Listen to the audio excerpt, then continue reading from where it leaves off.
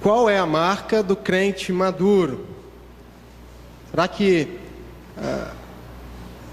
é o linguajar? Será que é a roupa que ele usa? Será que é o modo de se comportar?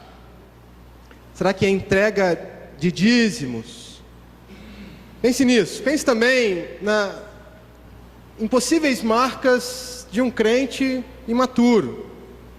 Assim como o crente maduro apresenta algumas marcas, um crente imaturo também apresenta algumas características. Será que, da mesma forma, é o jeito de se vestir, é o jeito de falar, é a maneira como ele administra os seus recursos financeiros?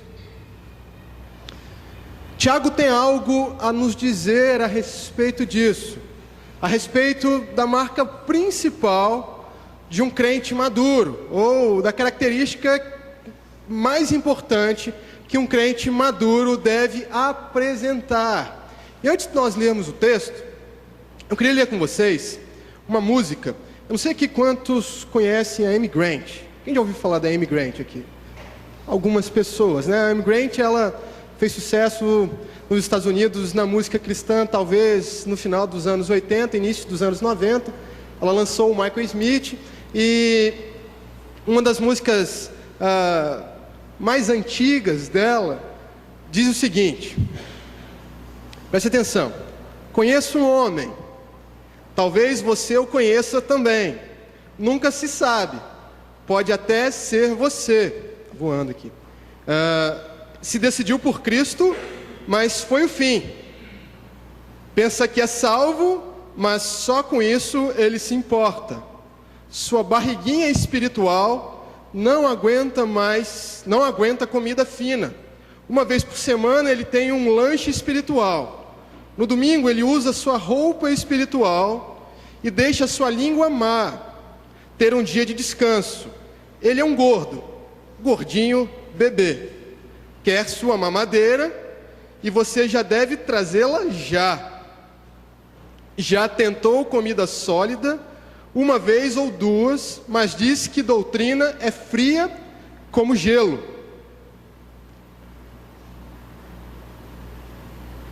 Se diz batizado e santificado, remido pelo sangue, mas seu tempo devocional está atolado na lama.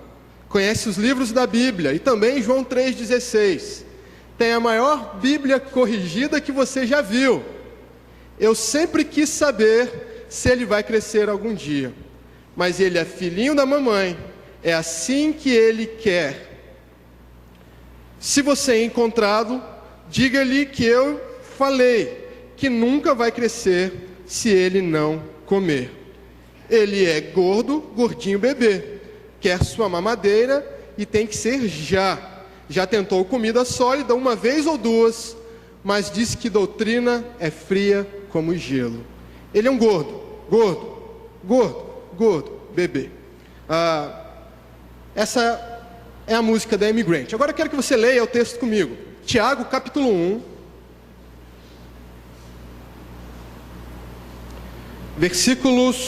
a partir do versículo 22.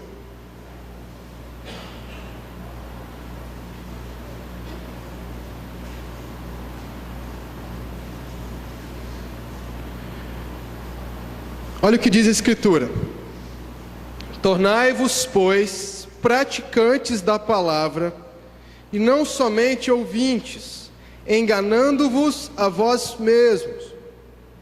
Porque, se alguém é ouvinte da palavra e não praticante, assemelha-se ao homem que contempla no espelho o seu rosto natural, pois a si mesmo se contempla e se retira, e para logo se esquece de como era a sua aparência.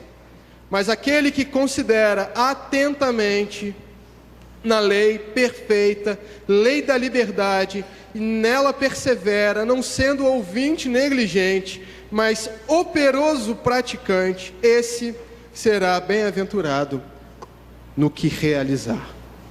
Até aqui, vamos orar. Agora sim. Pai Santo, nós estamos diante da Tua palavra, que é santa, reta, palavra que nos lavou e que tem nos purificado dia após dia. E diante dela, Pai, nós clamamos a Ti, para que o Senhor derrame sobre nós a graça de compreendermos a Tua palavra, para que façamos com que ela tenha efeito também na nossa vida prática, Pai. Este é o nosso desejo, é o nosso único desejo nesta noite, nesta hora, e nós oramos assim, no nome de Jesus Cristo, nosso Salvador suficiente. Amém. Bom, meus irmãos, como é conhecido dos irmãos, Tiago trata principalmente da questão prática da fé. Um dos capítulos mais famosos de Tiago é o capítulo 2, onde Tiago trata a questão da fé sem obras. E Tiago vai dizer que a fé sem obras é morta. Na verdade, Tiago está o tempo todo apontando para a prática. O ponto de Tiago é exatamente o ponto de que o cristianismo é algo que pode ser experimentado na prática. O cristianismo faz parte da realidade do homem, da existência humana. O cristianismo não é meramente uma doutrina, ele é mais do que isso, ele é real e pode ser testado, pode ser experimentado na prática. Tiago, assim como Pedro, bate forte contra a hipocrisia. E quando nós olhamos para este texto, nós percebemos isso de uma maneira muito clara. Tiago está levantando a questão daqueles que apenas ouviam a palavra de Deus, mas não praticavam a palavra de Deus. E quando nós olhamos, por exemplo, para o versículo 22, nós vemos Tiago aqui levantando o problema. Tiago levantando a questão, e o ponto de Tiago aqui no versículo 22 é o seguinte: se engana quem ouve a palavra, mas não a pratica. Se engana, ou engana a si mesmo, quem ouve a palavra de Deus e não a pratica. Este é o ponto principal de Tiago nesse texto. É exatamente isso que Tiago quer que os irmãos, para quem ele escreveu, tenham em mente. Tiago quer levantar a hipótese de alguém que porventura pudesse ouvir a palavra de Deus sem ter algum tipo de reação prática. E quando Tiago coloca para nós essa tese, este ponto no versículo 22, algumas palavras nós podemos olhar aqui neste versículo que trazem para nós essa ideia de maneira muito prática, de maneira muito forte. Perceba que Tiago começa o versículo 22 dizendo o seguinte: olha, tornai-vos, pois. Tiago já inicia a questão exigindo que os seus leitores partam para a prática. Tiago já exige logo de início prática, mudança, e ele diz: olha, vocês devem se tornar, e Tiago vai dizer, vocês devem se tornar praticantes da palavra. Quando nós olhamos para o contexto aqui desta carta, dessa epístola, nós percebemos que essa palavra praticantes, ela aparece talvez mais 4 vezes aqui nesta carta, e talvez mais 1 ou 2 vezes em todo o Novo Testamento. Mas por que Tiago enfatiza a expressão praticantes, a expressão da prática? Porque ele estava partindo do princípio de que os seus leitores originais tinham total conhecimento e familiaridade com essa expressão. Parece-me que Tiago tem em mente aqui o ambiente da sinagoga, o ambiente onde a lei do Senhor era lida. A expressão praticantes aqui usada por Tiago quer dizer mais ou menos aquele que observa a lei. Você não pode perceber no texto em português a palavra lei, mas a expressão que Tiago usa aqui denota observação da lei. Tiago queria atingir o coração daqueles homens que estavam acostumados com a lei. Tiago era o irmão de Jesus. Tiago estava escrevendo para judeus. E por isso ele queria que aqueles irmãos tivessem em mente o ambiente da lei dos judeus, o ambiente da lei revelada pelo próprio Deus ao povo de Israel. Mas em seguida, Tiago vai dizer que aqueles que estavam ouvindo essas palavras, que estariam ouvindo essas palavras, deveriam ser praticantes da palavra de Deus. É interessante porque Tiago escreve num momento que o cânon ainda estava sendo produzido. Aqueles homens não tinham toda a revelação do Novo Testamento, talvez porções de algum evangelho, talvez a noção da doutrina de algum apóstolo, mas está claro para nós, está claro na história, que a doutrina apostólica, a tradição apostólica, já permeava a realidade da igreja. Então, quando Tiago diz que aqueles irmãos deveriam se tornar participantes da palavra de Deus, ele tem em mente, deveriam se tornar praticantes da palavra de Deus, Tiago tem em mente o evangelho, a doutrina a respeito de Jesus Cristo, a doutrina que tem a Jesus Cristo como centro. Tiago levanta a questão que os judeus estavam tão acostumados à leitura da lei, às reuniões na sinagoga. E ele diz assim: vocês não podem ser só ouvintes. Por que Tiago enfatiza esta questão? Meus irmãos, qual era o papel do ouvir a palavra de Deus na cultura judaica? A cultura judaica se firmava na lei. Aqueles homens tinham as suas vidas alicerçadas na lei. A sinagoga eram lugares onde a lei era lida publicamente. Nós temos conhecimento que os judeus eram muito zelosos, por exemplo, com relação ao ensino da lei. Por causa de Deuteronômio 6, por exemplo, os meninos judeus eram forçados, obrigados, ensinados a decorar o Pentateuco. Tiago está escrevendo para uma sociedade acostumada, firmada, alicerçada na base da lei.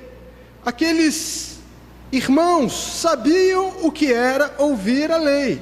Aqueles irmãos sabiam o que era memorizar a lei. No entanto, Tiago diz o seguinte para eles: vocês não devem ser só ouvintes.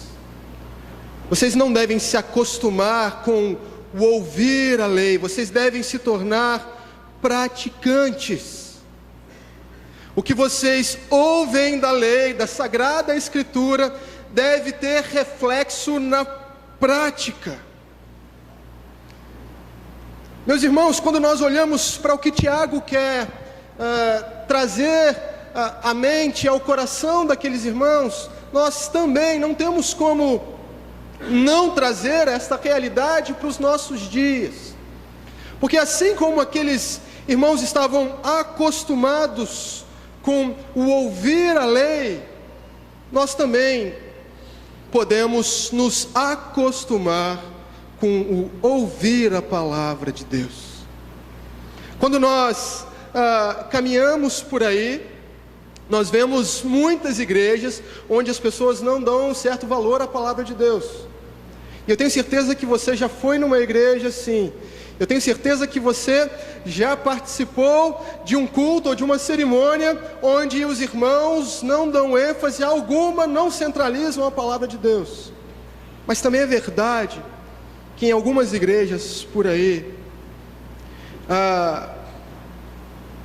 existe uma certa idolatria em relação à palavra de Deus. Irmãos que dizem: eu vou naquela igreja porque lá o pastor prega o filé mignon. Eu não sei quantos aqui já ouviram essa expressão. Pessoas preocupadas somente, apenas com o cognitivo, com aquilo que elas podem absorver, com aquilo que elas podem compreender. Pessoas preocupadas em se encherem intelectualmente. Pessoas preocupadas com a lei pela lei. Homens muitas vezes capazes intelectualmente, homens muitas vezes dotados intelectualmente, mas que não se preocupam de maneira nenhuma com a prática. Meus irmãos, eu quero que vocês entendam nessa noite, que nós não estamos livres deste comportamento. Por quê? Porque existe em nós uma natureza pecaminosa que suprime até mesmo a verdade que nos é revelada na Escritura.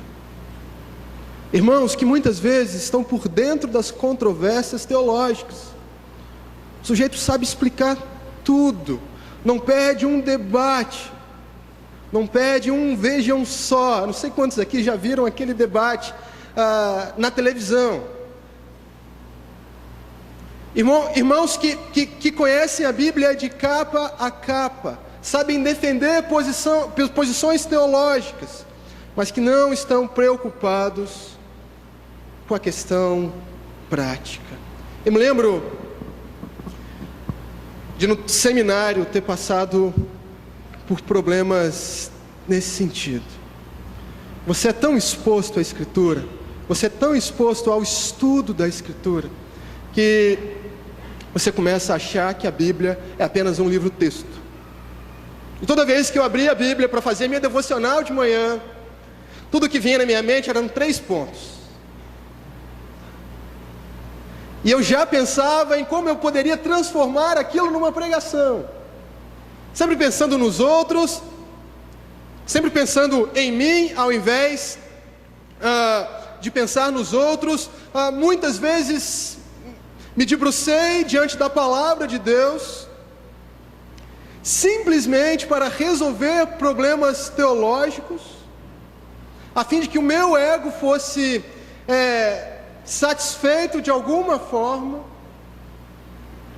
Meus irmãos, muitas vezes eu me esqueci da prática.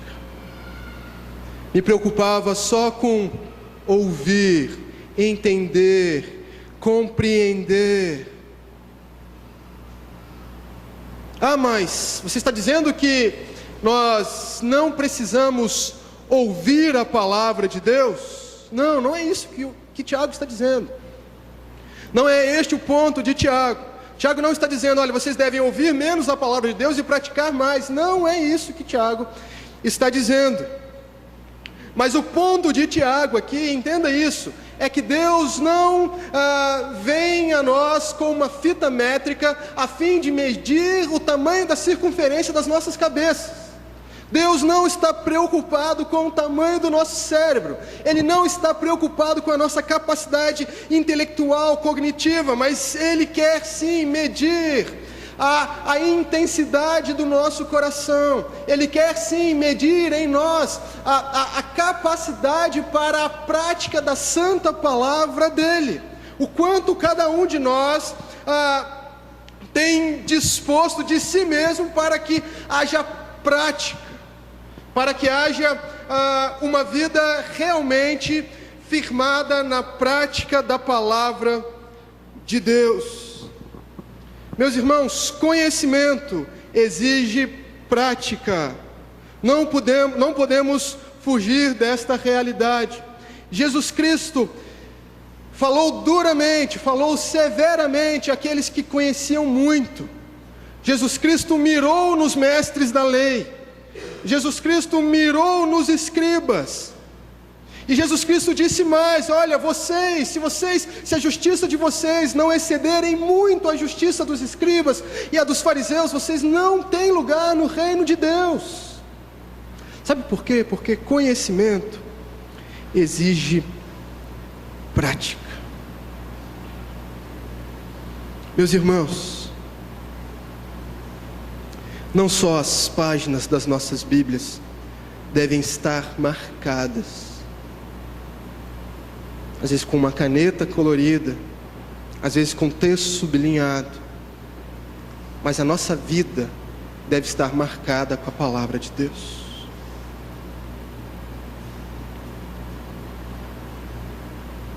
Engana-se quem ouve a palavra, mas não a põe em prática. E aí, Tiago, a partir do versículo 23, nos versículos 23 e 24, ele dá o tom do engano. Ele esclarece o engano, e ele diz o seguinte: porque se alguém é ouvinte da palavra e não praticante, assemelha-se ao homem que contempla no espelho o seu rosto natural, pois a si mesmo se contempla e se retira, e para logo se esquece de como era a sua aparência. Tiago primeiro fala do engano, e agora ele dá o tom do engano. Ele revela para nós como esse engano acontece.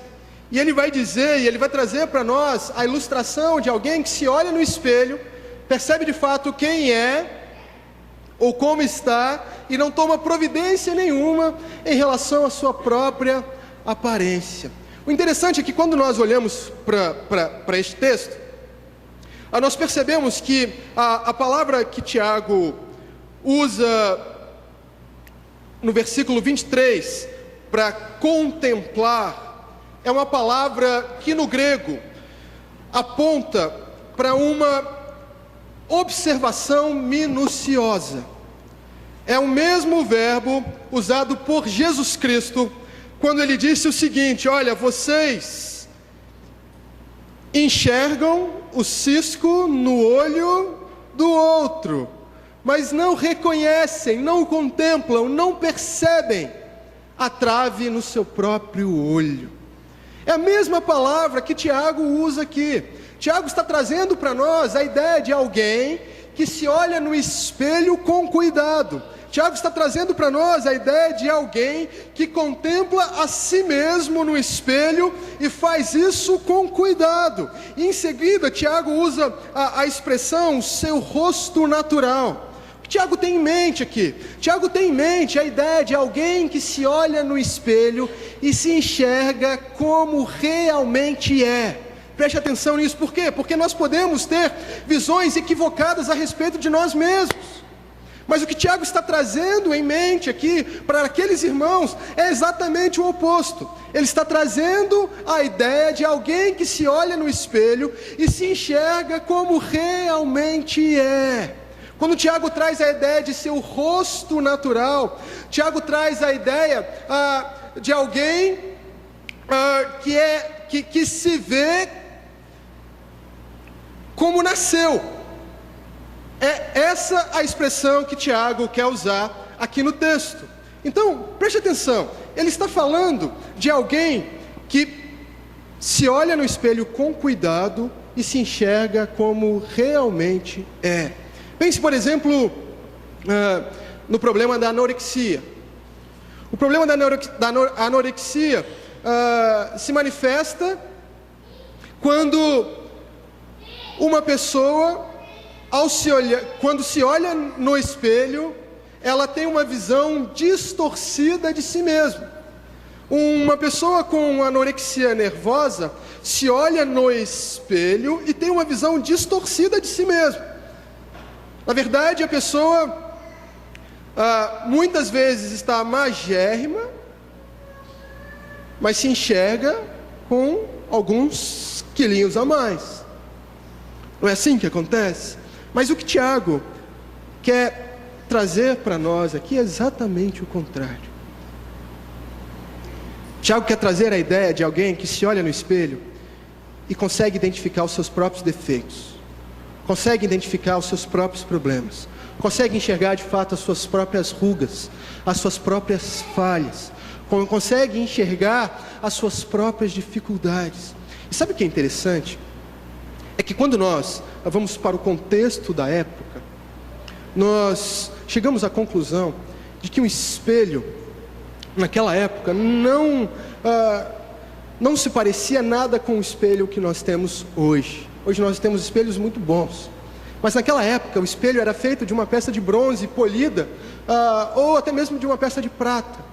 Então as pessoas não conseguiam se enxergar com profundidade no espelho. As pessoas muitas vezes tinham uma visão turva da sua própria imagem quando se olhavam no espelho. E isto fazia com que as pessoas gastassem mais tempo no espelho, se contemplando. Mas por que Tiago usa essa questão aqui? Porque ele quer trazer exatamente para nós e para os seus primeiros leitores o ponto de que é insensatez se olhar no espelho com minuciosidade e não tomar nenhuma providência com relação ao que se viu. É este o ponto de Tiago. Tiago está dizendo: isto é inconcebível. Você trabalha no espelho para que ele então possa refletir a sua imagem, depois você gasta um bom tempo se olhando nele, percebe todas as suas impurezas, todos os seus defeitos, todas as suas dificuldades e não toma providência nenhuma em relação a isso. O nome disso é insensatez. O nome disso é insensatez. E talvez Tiago aqui tenha em mente até mesmo a linguagem usada em Provérbios. É interessante que nós, eu e você, não gostamos de perceber os nossos defeitos. Não é verdade? Ninguém gosta de contemplar os seus próprios defeitos. Ninguém gosta de contemplar as suas próprias dificuldades. Quando a gente pega uma foto de um grupo, onde a gente faz parte desse grupo, a primeira coisa que a gente faz é se procurar nesse grupo. Não é verdade? E a segunda coisa que a gente faz é dizer: nossa, como eu envelheci. Nossa, como os cabelos me fazem falta. Nossa, como eu ganhei uns quilinhos. A gente não gosta de se ver numa foto, a gente não gosta de perceber os nossos próprios defeitos. Outro dia eu estava ouvindo uma pregação minha gravada. Eu vou falar uma coisa para os irmãos, eu fiquei com pena dos irmãos que estavam me ouvindo. A gente não gosta de perceber as nossas dificuldades, de perceber os nossos defeitos. E é por isso que muitas pessoas fogem da palavra de Deus. É por isso que muitas pessoas procuram igrejas onde o evangelho é soft, onde o evangelho é light, onde o evangelho se parece mais com um livro de autoajuda. É por isso que as pessoas torcem o nariz para uma pregação exortativa, para uma pregação confrontativa. Sabe por quê, meus irmãos? Porque a palavra de Deus não falha quando ela nos revela. A palavra de Deus não falha quando ela traz à tona as nossas dificuldades. Ela é um espelho perfeito, ela é um espelho que não falha. Ela nos revela exatamente como nós somos, revela as nossas rugas espirituais, revela os nossos defeitos espirituais, revela a nossa arrogância, revela o nosso desejo de nos afastarmos de Deus. Se alguém lê a palavra de Deus e tira conclusões benéficas a respeito de si mesmo, é sinal de que há um equívoco nesta leitura da palavra de Deus. Porque sempre que você abrir a Escritura, você vai ser confrontado pela palavra. Sabe por quê? Porque ela revela o padrão de Deus. Ela revela o padrão de um Deus que é santo. Ela revela o padrão de um Deus que não falha. Se a tua leitura devocional te faz estimar mais a você mesmo, é sinal de que você tem lido a palavra de maneira indevida. Porque ela revela o padrão de Deus. E ela revela exatamente quem nós somos. E é por isso, exatamente por isso, que algumas pessoas fogem do espelho da palavra de Deus. Quer ver? Vamos fazer um teste.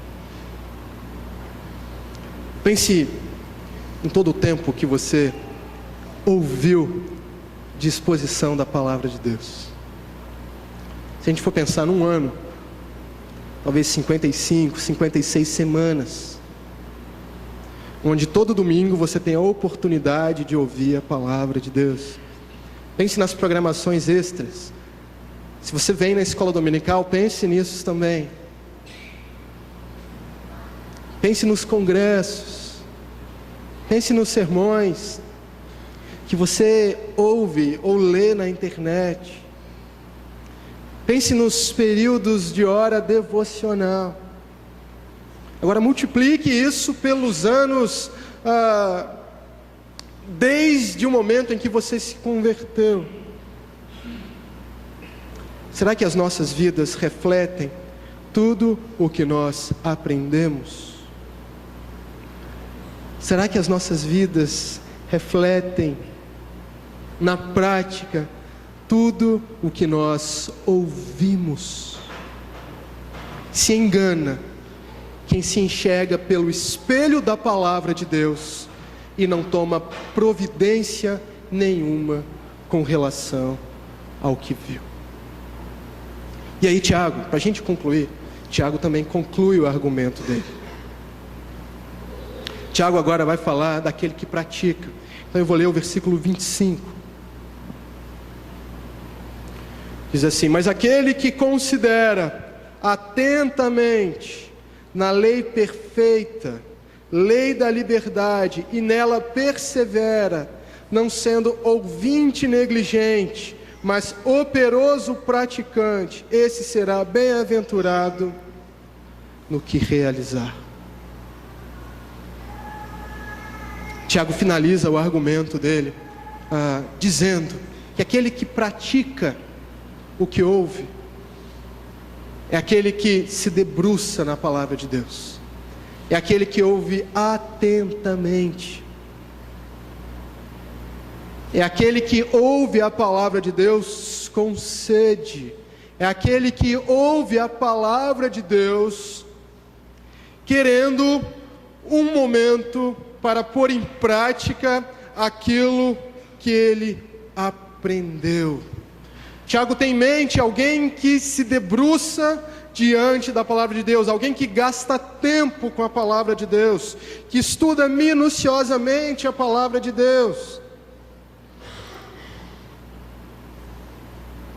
Bem diferente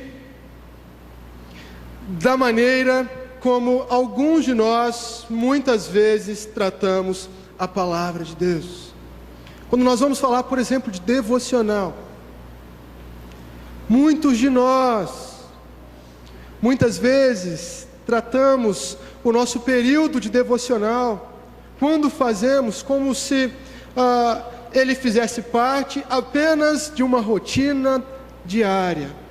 Nós abrimos as nossas Bíblias no Salmo do dia, não é assim? Nós abrimos a nossa Bíblia no Salmo do dia, gastamos ali 5, 6 minutos lendo aquele salmo, e depois nós fazemos uma oração relâmpago, antes de ir para o trabalho, antes de fazer qualquer coisa importante no nosso dia, ou até mesmo no início dos nossos dias. Existem aqueles até que tratam a palavra de Deus como se ela fosse uma espécie de horóscopo gospel, né? Vamos ver o que Deus tem para mim hoje. E aí ele abre a Bíblia num lugar qualquer, põe o seu dedo lá e diz: olha, eu acho que Deus quer falar comigo naquela área, porque esse texto aqui eu não entendi bem.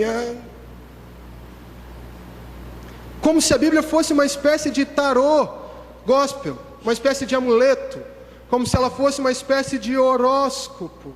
Meus irmãos, aquele que pratica a palavra de Deus é aquele que gasta tempo nela, é aquele que se debruça nela. E Tiago vai dizer: olha, esta lei, ela é perfeita, perfeita como Deus que é perfeito, e mais do que isso, ela é uma lei perfeita que traz liberdade. Olha que interessante, eu não sei se você conhece alguma lei que liberta, mas Tiago está trazendo a ideia aqui de uma lei que traz liberdade, de uma lei que nos ensina a obedecer a Deus, de uma lei que nos livra dos maus caminhos, de uma lei que nos livra da ignorância, de uma lei que nos livra de obedecer os impulsos da nossa carne. Tiago tem em mente a palavra de Deus, que também é lâmpada para os nossos pés e luz para os nossos caminhos. Quem se debruça nela atentamente e permanece na prática dela, de acordo com o que Tiago diz, será bem-aventurado, será feliz no que fizer.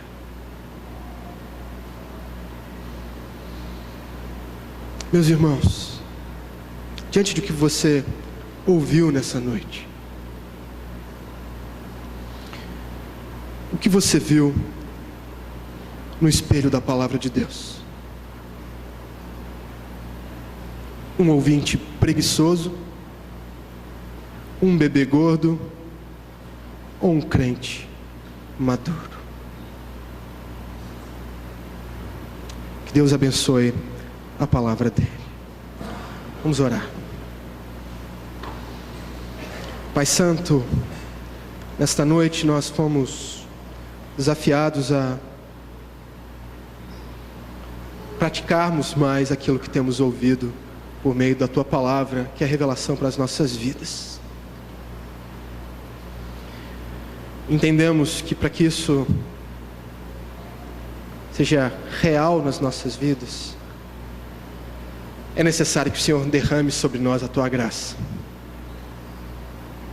Por isso, Pai, capacita-nos para que sejamos praticantes da Tua palavra, para que as nossas vidas de fato reflitam tudo aquilo que temos ouvido do Senhor através da Tua palavra. Nós oramos assim no nome de Jesus Cristo. Amém. Rogério.